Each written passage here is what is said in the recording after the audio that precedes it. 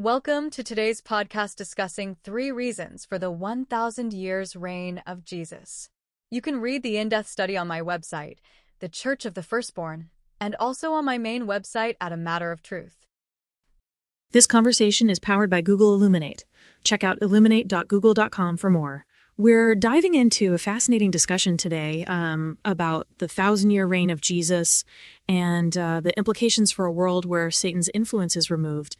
So what are your initial thoughts on this concept? The idea of a 1,000-year reign free from Satan's influence is intriguing, especially considering, the current state of global conflict. It suggests a pretty radical shift in human behavior and societal structures, yeah. Exactly. The article suggests that without Satan's manipulative power, the survival of the fittest mentality might dominate. Do you think that's a realistic possibility? Absolutely. History shows us that power vacuums often lead to brutal power struggles. If Satan's influence were removed, the inherent aggression in humanity might manifest in new and terrifying ways, yeah. So, a world without Satan might not be the utopian paradise some imagine.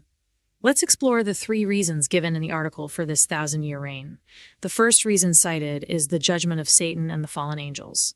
How does this fit into the overall picture of a 1,000-year reign? It's a crucial starting point.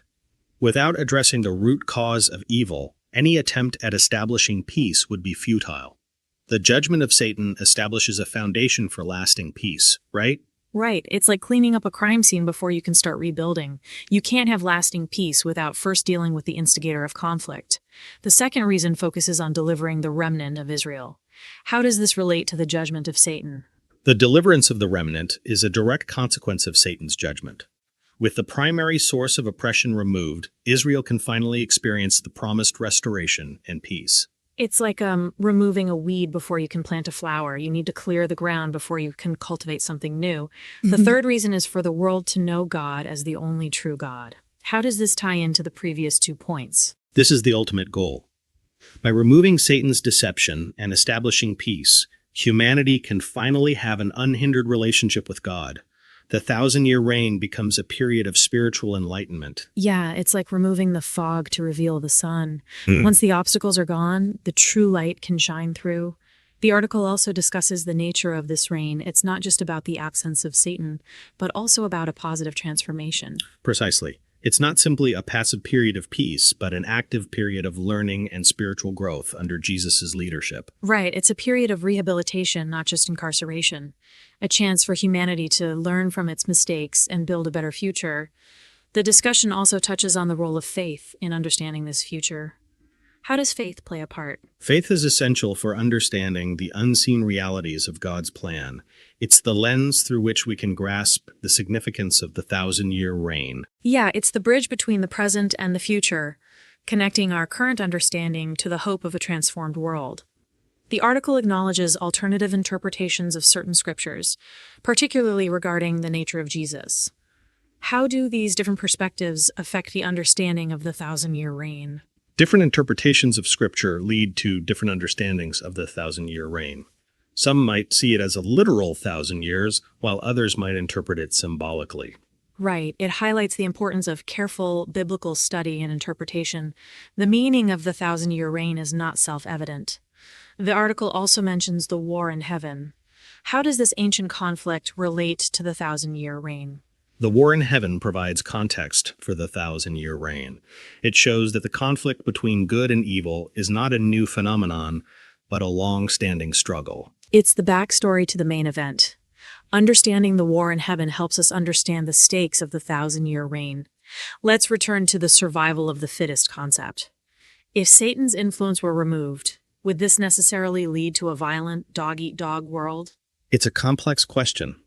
While the absence of Satan's influence might remove a significant source of manipulation, it doesn't necessarily eliminate human aggression. Right, it's a potential outcome, not a guaranteed one.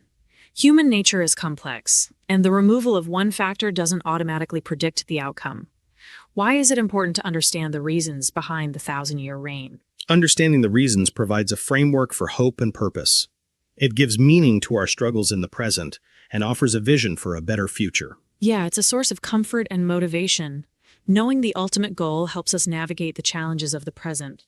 The article emphasizes the role of Jesus in this 1,000-year reign. What is his specific function? Jesus' role is multifaceted. He is the judge of Satan, the deliverer of Israel, and the teacher of the world. He is the central figure in the transformation of humanity. He's the architect and the builder of the new world. His leadership is essential for the success of the 1,000-year reign. The article mentions the new heaven and new earth. How does this relate to the 1,000-year reign? The new heaven and new earth represent the ultimate goal of God's plan. The 1,000-year reign is a transitional period leading to this ultimate state of perfection. Right, it's the destination, and the 1,000-year reign is the journey. The journey is important, but the destination is the ultimate prize. So, in essence, the 1,000-year reign is a complex and multifaceted concept with profound implications for our understanding of good and evil, faith, and the ultimate destiny of humanity. Precisely. It's a period of judgment, restoration, and spiritual transformation, ultimately leading to a new heaven and a new earth. That was a great discussion. Thank you. Thanks for watching. Don't forget to subscribe, like, and comment.